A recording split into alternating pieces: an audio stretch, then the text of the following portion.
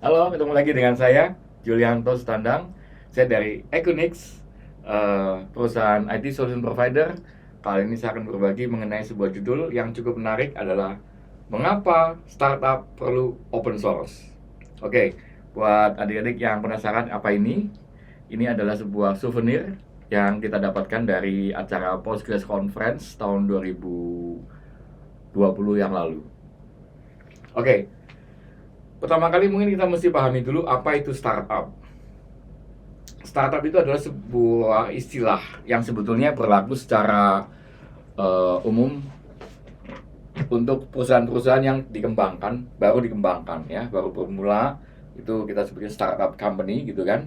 Namun startup sendiri mengalami pergeseran arti ya, mengalami pergeseran arti menjadi sebuah istilah khusus di mana adalah sebuah perusahaan yang memiliki tujuan target yang cukup eh, apa namanya cukup monumental, yang cukup besar, yang memiliki sebuah aim yang sangat besar, yaitu semacam penguasaan market, ya kan? Jadi secara umum perusahaan dibangun itu untuk menjadi sebuah apa namanya entitas bisnis yang komersial, yang sustain, yang kemudian dapat membesar, ya, dapat suatu ketika ya kalau bisa emang dapat menguasai market gitu kan. Amin tentunya mengalami banyak up and down ya kan, karena namanya bisnis ada persaingan, kompetisi dan seterusnya gitu kan. Nah, ide dasar startup itu adalah dengan teknologi yang tertentu, dengan ide yang breakthrough, dengan kemampuannya untuk melakukan disrupsi market, maka startup dirancang untuk membuat penetrasi market yang diharapkan dapat masuk ke dalam segmen market yang dituju secara cepat. Yang umumnya mungkin kalau perusahaan tradisional membutuhkan waktu sampai 20 tahun untuk menjadi sebuah perusahaan yang besar, yang well established. Namun dengan adanya strategi tertentu, konsep tertentu, teknologi tertentu, kita bisa membangun sebuah perusahaan yang hanya dalam waktu 5 tahun, kurang dari 10 tahun, kita mampu membuat sebuah eh, perusahaan yang memiliki kapitalisasi yang tidak kalah atau bahkan lebih besar daripada perusahaan yang menggunakan teknologi atau metodologi atau sistem model yang konvensional atau yang tradisional seperti itu. Ya, itu sebuah penggambaran apa itu startup. Jadi ada beberapa apa namanya komponen-komponen yang menjadi dasar atau acuan ya kita untuk mendefinisikan apa yang disebut dengan startup company. Pertama, startup itu memiliki budaya kerja ya. Tentunya untuk bisa cepat kita menguasai market, maka setiap orang yang ada di dalamnya harus punya kemampuan atau punya kecepatan, agile ya, eh, keleluasaan gitu kan, keluasan ya, agile, smart, dan tentunya memiliki umumnya budaya kerja yang egaliter. Satu itu. Ya, ini. Kemudian memiliki terobosan ide atau breakthrough yang diwujudkan dalam sebuah teknologi yang mampu mendisrupsi teknologi yang existing, yang incumbent, maupun mendisrupsi market yang sudah ada. Bisa dia tetap marketnya sama atau membuat market baru. Ya, contohnya misalkan, ya saya kira semua tahu ya Gojek gitu kan. Sebelumnya kan market Gojek itu kan hanya ojek pangkalan, opang gitu ya. Kemudian dengan adanya aplikasi Gojek itu menjadi sebuah yang terstandarisasi. Ternyata itu bisa menjadi sebuah perusahaan yang besar ya, bisa menghidupi jutaan orang dan seterusnya gitu ya. Jadi disruption itu adalah key-nya ya, disrupsi. Kemudian startup itu dibangun dari tiga hal. Saya kira ini berlaku untuk semua perusahaan ya, passion and persistent, passion and persistent. Oke, okay? Jadi ada passionnya untuk menjadi sebuah perusahaan nomor satu di dunia atau di Indonesia gitu. Kemudian ada passion, kesabaran untuk membangun bisnis dan seterusnya. Dan umumnya startup itu memiliki target market domination begitu ya. Oke. Okay.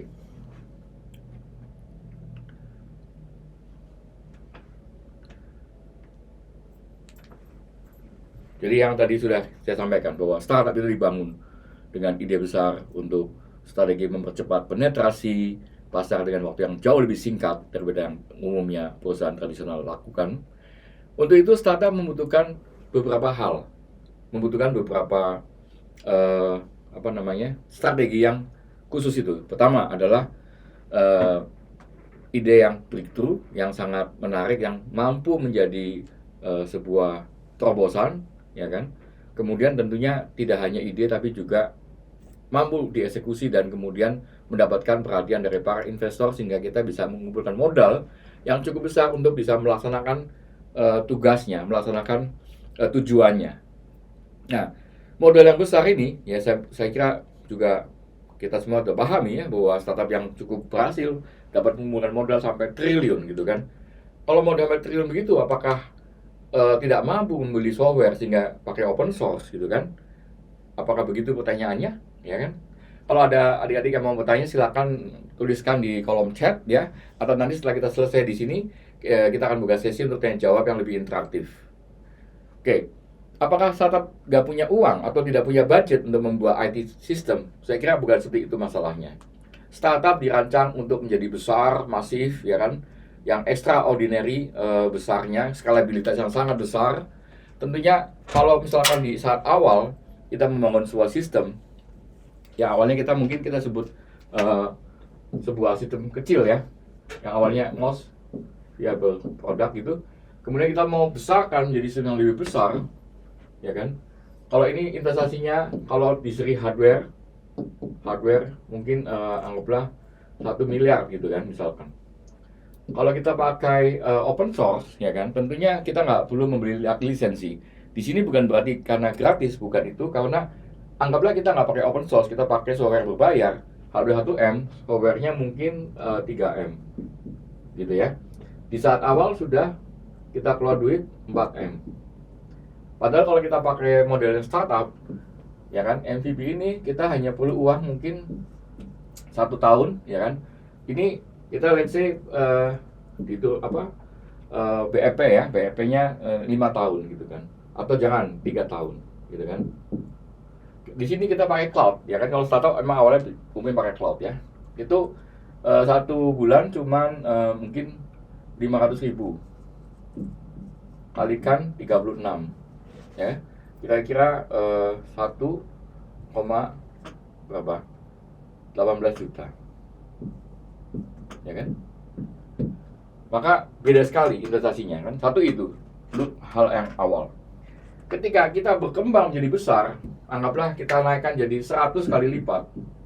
Karena membesarnya market, tentunya kita membesar juga, hardware membesar, software juga membesar.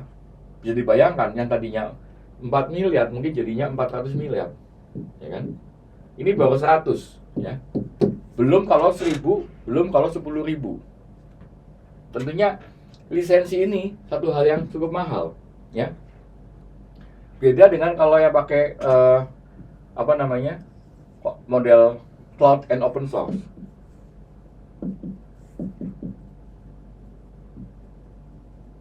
Ketika dia membesar, mungkin nggak pakai cloud lagi, dia akan beli hardware, tapi softwarenya tetap pakai open source, ya.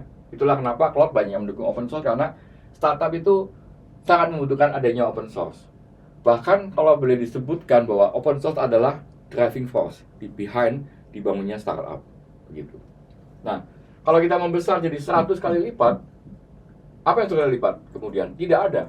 Kita hanya invest mungkin di sisi ininya aja. Anggaplah hardware kita beli sendiri, hanya 100M. Bahkan kurang dari itu mungkin, ya kan? Sebenarnya ini sudah 400M. Kalau kita kalikan 10.000, kita bisa hitung sendiri. Tentunya itulah kenapa, karena startup punya aim untuk mengembangkan market sebesar-besarnya dan juga akan mengembangkan sistem IT-nya sebesar-besarnya, otomatis itulah alasan kenapa adalah scalability factor.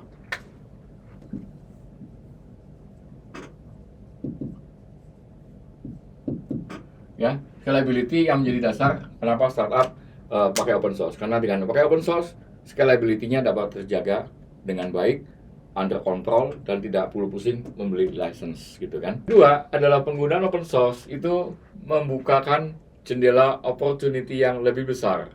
Dengan kita menggunakan open source, kita dapat menggunakan kita dapat mengcustomize ya, membuat satu perubahan-perubahan. Jadi customization.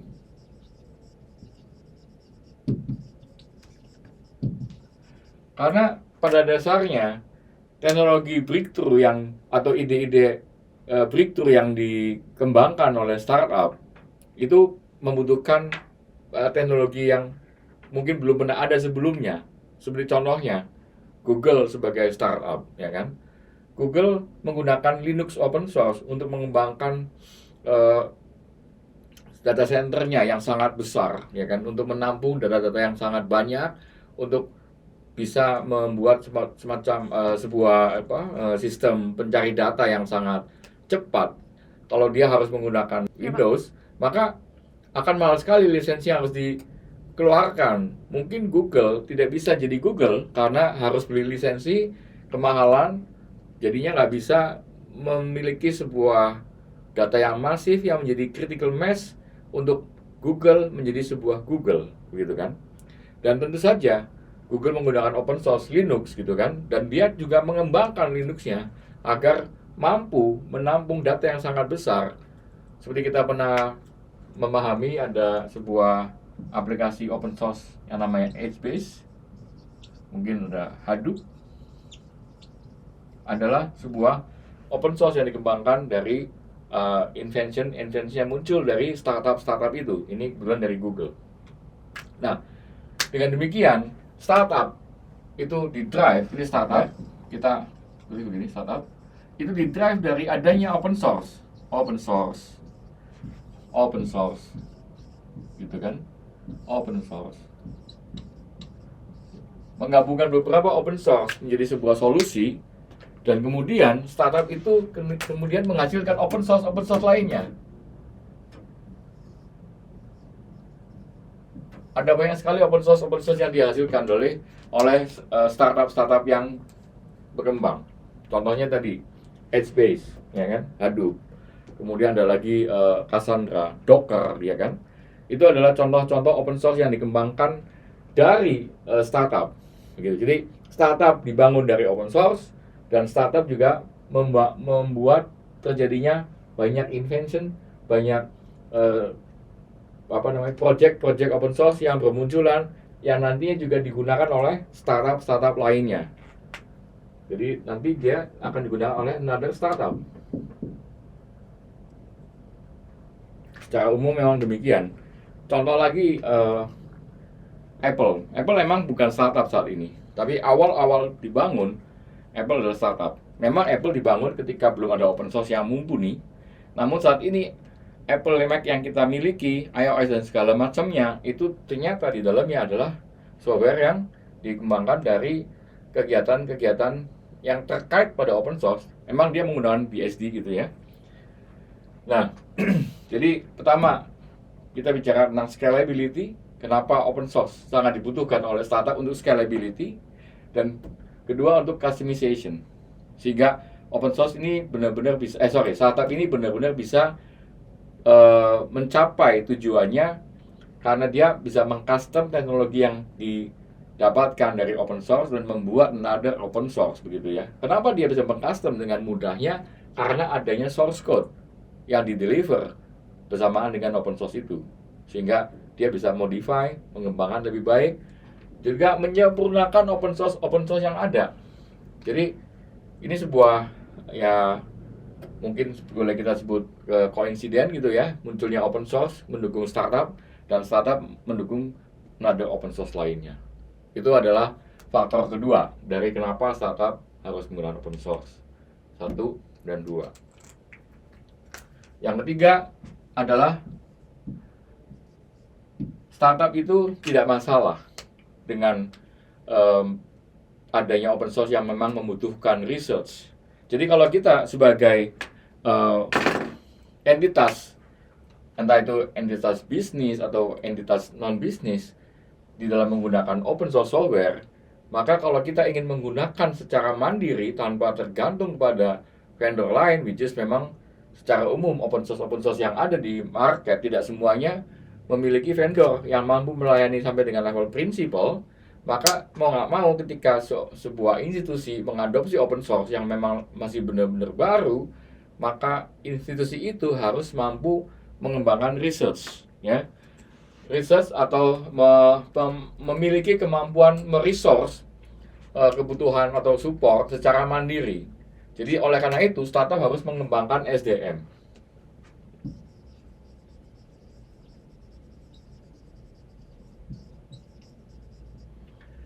Pengembangan SDM ini menjadi keuntungan juga buat startup karena startup membutuhkan SDM yang mumpuni, yang mandiri, yang agile, smart, dan mampu melewati challenge, hambatan-hambatan yang muncul di dalam proses bisnisnya dia mencapai satu level tertentu. SDM dibutuhkan di dalam startup untuk mampu mengembangkan solusinya yang sangat spesifik, yang breakthrough, sehingga startup mampu menjadi sebuah perusahaan yang memiliki growth yang cepat dan mampu menguasai market dengan waktu yang singkat. Untuk itu, startup lebih prefer umumnya invest di SDM daripada membeli layanan dari professional vendor dalam pengembangan sistem IT-nya. Itulah kenapa startup cocok untuk menggunakan open source karena mudah dikembangkan dan juga sekaligus mengembangkan SDM-nya. Umumnya di saat-saat awal startup itu akan hire personal dengan janji opsi saham sehingga memiliki 3P ya, yang sama dengan tujuan dari si startup sendiri, yaitu passion. Jadi startup itu memiliki passion untuk menjadi perusahaan terdepan dengan solusi yang terbaik gitu kan, dan diharapkan si SDM-nya juga memiliki passion yang sama dan juga memiliki kesabaran, passion, dan juga persisten. Ya, passion dan persisten ini ya. Nah, selain daripada 3 hal ini, ya tentunya ada beberapa alasan lain lagi yang menjadi dasar kenapa startup sangat cocok menggunakan open source. Namun saya cukupkan di 3 ini dulu ya. Jadi pertanyaan kemudiannya adalah setelah startup itu membesar, memiliki investasi yang sangat banyak dari para investor, dari mulai angel investor, kemudian venture capital, seri A, seri B, dan seterusnya, itu untuk apa uangnya ya? Saya kira uangnya akan banyak dipergunakan untuk boost penetrasi market, seperti untuk campaign, untuk diskon, untuk subsidi dan marketing dan lain sebagainya. Jadi memang startup membutuhkan banyak biaya, tapi tentunya tidak untuk IT investment. Ada untuk IT investment, tapi porsi terbesarnya memang untuk kebutuhan bisnisnya. Seperti itu tentang startup. Demikian penjelasan kami tentang kenapa startup itu membutuhkan open source. Nah, kemudian apa yang kita bisa dapatkan? Apa poin taken yang kita bisa dapatkan dari penjelasan ini? Pertama adalah saya kira mempelajari open source.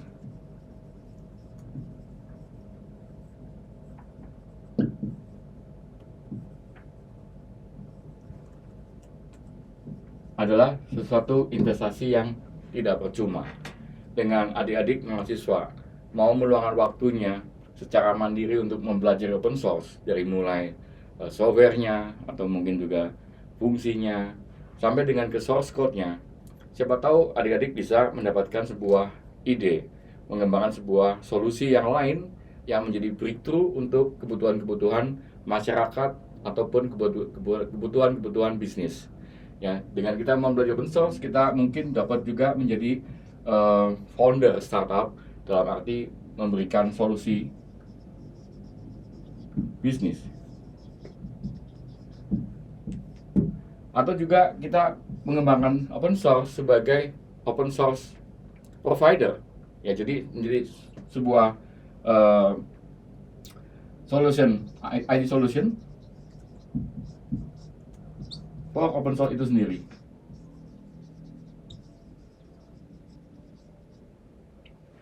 Seperti contohnya kalau Gojek, kemudian Tokopedia gitu ya. Banyak sekali menggunakan open source untuk proses bisnisnya ya. Jadi solusi bisnis yang mendobrak market tradisional gitu kan. Atau kita memiliki pemahaman yang baik, memiliki riset yang baik untuk mempelajari open source itu sendiri, dan kemudian kita menjadi provider untuk bisa menerapkan penggunaan open source yang baik di dunia bisnis. Jadi dari semua tadi kita sudah diskusikan apa hal-hal yang kita bisa dapatkan dari mempelajari hal ini, bahwa startup itu membutuhkan open source, dan open source adalah sebuah kebutuhan yang tidak terelakkan dari keberadaan para startup. Ya, jadi saya sangat sarankan kepada kalian adik-adik mahasiswa untuk mempelajari open source, sehingga dengan kita mempelajari open source maka kita bisa mendapatkan beberapa hal. Pertama, ya mungkin kita juga bisa membuat another startup yang dengan kita memiliki open source itu kita bisa mendapatkan keuntungan yang kita dapatkan dari startup itu, menemukan ide bisnis baru, dan kita bisa mengembangkan bisnis-bisnis yang lain ya. Jadi be another startup.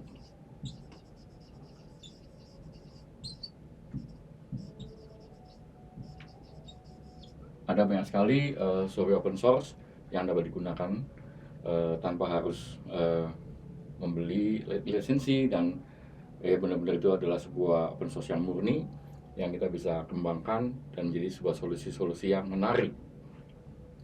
Sebagai contohnya Amazon S3, kita bisa menggunakan dengan sebuah software yang disebut Pini.io yang memiliki protokol yang sama dengan Amazon S3 itu, sehingga kita bisa membuat cloud service yang mirip dengan Amazon S3 gitu kan. Siapa tahu akan bisa suatu ketika menjadi another Amazon di Indonesia begitu kan. Ada banyak lagi lainnya ya.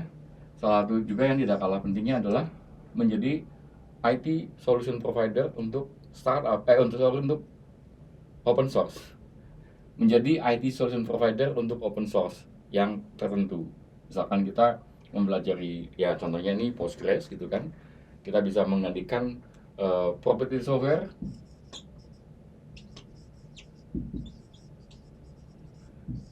menjadi sebuah solusi yang berbasiskan dari open source. Ada banyak ya yang sudah terjadi. Contohnya dari OS yang dulunya banyak orang pakai Windows, sekarang pakai Linux gitu kan. Dan juga tidak hanya Windows ya, Unix lainnya sudah digantikan oleh Linux, contohnya begitu. Kemudian juga database, misalkan Oracle, kita bisa gantikan dengan menggunakan Postgres.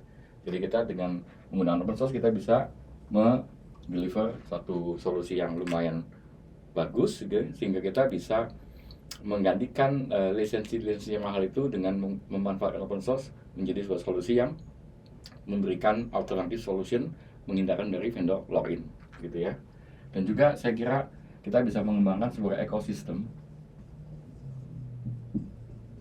ya yang baik di dalam dunia bisnis kita dengan menggunakan IT solusi yang menggunakan dari open source, sehingga kita bisa mengurangi belanja modal yang tadinya dipakai untuk beli license, kita bisa gunakan untuk membeli support dari lokal vendor yang benar-benar mempelajari open source dengan baik, meriset open source gitu kan, sehingga kita bisa mendapatkan satu keunggulan, yaitu kemandirian, dan juga kita bisa membangun sebuah lingkungan ekosistem di negara kita yang bisa menghindarkan dari vendor login. Saya kira seperti itu yang bisa saya sampaikan tentang kenapa open source ini sangat dibutuhkan, apalagi tidak hanya di dalam dunia startup, tapi juga di dalam keseharian kita di dalam dunia industri bisnis di Indonesia.